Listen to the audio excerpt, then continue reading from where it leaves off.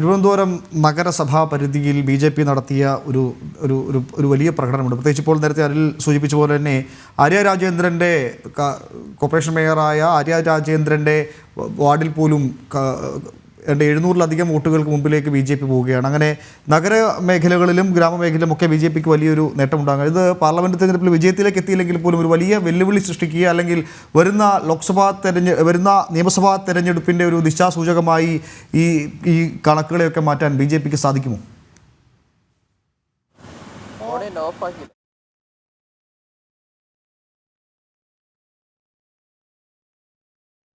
S Vinod, കേൾക്കാമെങ്കിൽ Thiruvananthapuram നഗരസഭാ പരിധിയിൽ ഉൾപ്പെടെ കോർപ്പറേഷൻ പരിധിയിൽ ഉൾപ്പെടെ BJPയുടെ ഒരു നേട്ടം അത് എടുത്തു പറയേണ്ടിയിരിക്കുന്നു. അത് വിജയത്തിലേക്ക് എത്തിയില്ലെങ്കിൽ പോലും നിർണായകമായ ശക്തിയാണ് തങ്ങളെന്ന് ഒരിക്കൽ കൂടി തെളിയിക്കാൻ തിരുവനന്തപുരം നഗരത്തിൽ BJPക്ക് കഴിഞ്ഞിട്ടുണ്ട്. പ്രത്യേകിച്ച് നേരത്തെ തിരുമല അനിലൊക്കെ സൂചിപ്പിച്ച പോലെ തന്നെ ആര്യ രാജേന്ദ്രൻ്റെ വാർഡിൽ പോലും BJP 700 വോട്ടുകൾക്ക് മുന്നിലേക്ക് വരുന്നു. ഇതൊക്കെ ഒരു മാറുന്ന കേരള രാഷ്ട്രീയത്തിൻ്റെ ദിശാസൂചകമായി വ്യാഖ്യാനിക്കാൻ കഴിയുമോ?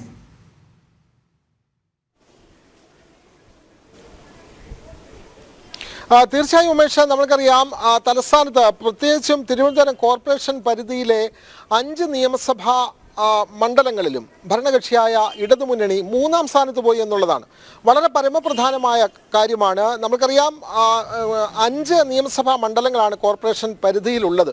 അതിൽ നേമം, വട്ടിയൂർക്കാവ്, അതേപോലെ തന്നെ തിരുവനന്തപുരം ഈസ്റ്റ്, കോവളം, കഴക്കൂട്ടം തുടങ്ങിയ മണ്ഡലങ്ങളിലെല്ലാം ഇടതുമുന്നണി 3-ാം സ്ഥാനത്തേക്ക് പോയി എന്നുള്ളതാണ് വളരെ പ്രധാനപ്പെട്ട കാര്യം. അതിൽ നേമം മണ്ഡലം നമുക്കറിയാം സംസ്ഥാനത്തെ മന്ത്രി വി ശിവൻകുട്ടി അദ്ദേഹം പ്രതിനിധീകരിക്കുന്ന മണ്ഡലമാണ് നേമം.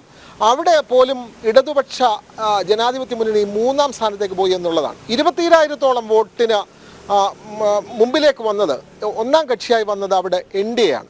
നേമം കൂടാതെ വട്ടിയൂർക്കാവിലും BJP 1-ാം സ്ഥാനത്തേക്ക് വന്നു എന്നുള്ളതാണ്. അതുമാത്രമല്ല കഴക്കൂട്ടം മണ്ഡലത്തിലും BJP 1-ാം സ്ഥാനത്തേക്ക് വന്നു എന്നുള്ളത് വളരെ പ്രധാനപ്പെട്ട കാര്യമാണ്.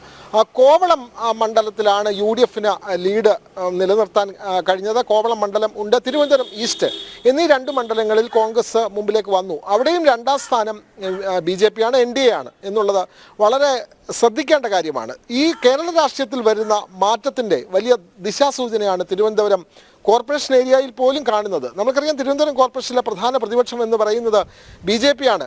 അവിടെയാണ് ഇവിടെ ഇപ്പോൾ സൂചിപ്പിച്ച ഏറ്റവും പ്രായം കുറഞ്ഞ മേയർ എന്നൊക്കെ പറയുന്ന ആര്യ രാജേന്ദ്രൻ്റെ വാർഡിൽ പോലും 700 വോട്ടിന് മുൻപന്തിയിൽ എത്തിയത്, 700 വോട്ട് അധികമായി നേടിയത്, അല്ലെങ്കിൽ 1-ാം സ്ഥാനത്ത് എത്തിയത് BJP ആണ് എന്നുള്ളതാണ്. കോർപ്പറേഷൻ ഭരണം ഇനിയിപ്പോൾ അടുത്ത വർഷം നമുക്കറിയാം തദ്ദേശ സ്ഥാപനങ്ങളിലേക്കുള്ള തെരഞ്ഞെടുപ്പ് നടക്കാനിരിക്കുകയാണ്.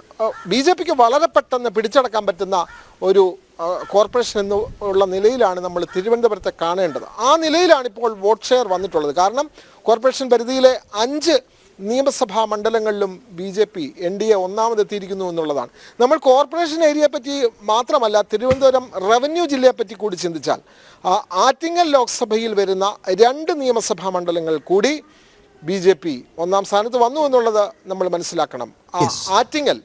ആറ്റിങ്ങൽ ലോക്സഭാ മണ്ഡലത്തിലെ ആറ്റിങ്ങൽ നിയമസഭാ പരിധിയിൽ BJP 1-ാമതെത്തി. അതുമാത്രമല്ല, അതുകൂടാതെ നമ്മൾ മനസ്സിലാക്കേണ്ടത് കാട്ടാക്കട നിയമസഭാ മണ്ഡലത്തിലും BJP ആണ് 1-ാമത് വന്നത്. അപ്പോൾ തിരുവനന്തപുരം ജില്ലയിൽ നിന്ന് തന്നെ നിരവധി MLA-മാരെ ജയിപ്പിക്കാൻ കഴിവുള്ള പാർട്ടിയായി BJP മാറുന്നു എന്നതിൻ്റെ പ്രകടമായ തെളിവാണ്. ഒപ്പം CPM-ന്റെ വലിയ ഒരു വോട്ട് ശോഷണവും ഈ തെരഞ്ഞെടുപ്പിൻ്റെ ഫലത്തിലുണ്ട്.